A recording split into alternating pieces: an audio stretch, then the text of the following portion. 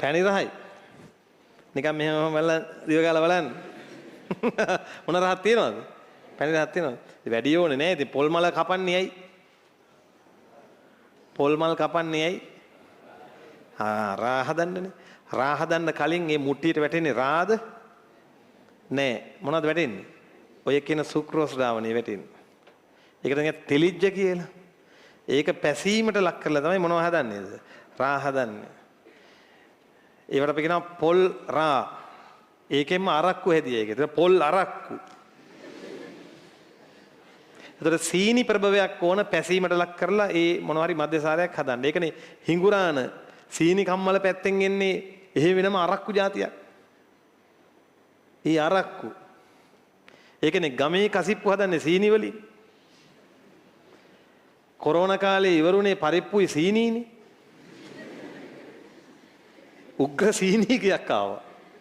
හේතුව හිතාගත්තා ඒකනේ. ඒකනේ මිදි යුෂය පැසීමට දැන් මිදි යුෂය කියන්නේ පැණි රහයි. පැසීමට ලක් කරපුවම මධ්‍යසාරය හැදෙනවා. මොනවද හැදෙනවා? දැන් මේවා මම මේ අර මෙතන මේ හරිය හිටපු පිරිමි ළමයි කිව්වනේ මේ සර් මොනවා කිව්වත් hina වෙන්න කාරණයක් කිව්වත් ඒක ඇතුලේ මොනවද තියෙනවා කියලා. කිව්වද නැද්ද? මම මේ කියනවා 9 වෙනි එකකේ බලන්න. මම කියන්නේ මයික්‍රෝබයොලොජි ශුද්ධ ජීව විද්‍යාව. මිදි විෂය පැසීමට ලක් වෙලා තමයි හදන්නේ වයින්. බියර් වල ඇට. බියර් වල ඇට නෙමෙයි. බියර් වල කොහෙද ඇට තියෙන්නේ? මේ බාර්ලි ඇට. අරගෙන ඒකේ තියෙන මෝල්ටෝස් පැසීමට ලක් කරලා තමයි හදන්නේ මොනවද? බියර්. ඒතර හරිහමම් බියර් හදන්නේ බාර්ලි යුෂ වලින්. ඒවා තමයි හරිහමම් බියර්. අපේ රටේ හදන්නේ ගොඩක් වෙලාවට හාල් වලින්.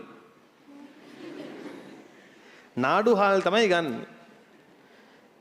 හරිද? දැන් කල්පනා කරනවා වෙන්න පුළුවන් ගෙදර තියෙනවනේ මේවා.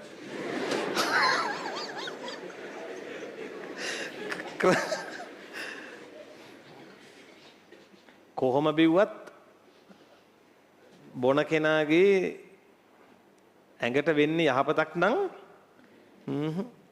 නෙමෙයි. වැඩි. ඒ නිසා බීමට ඇබ්බැහි වෙන්න එපා කවදාකවත්. ඇබ්බැහි වෙලා නම් ඉන්නේ නතර කරන්න ඕන. දැන් සමහර පිරිමි ළමයි කරනවා. සමහර කෙල්ලොත් බොනවා. තාත්තගේ බෝතලේ තියෙන තැන දාන්නවා. ඒකෙන් ගහනවා ටික ටික.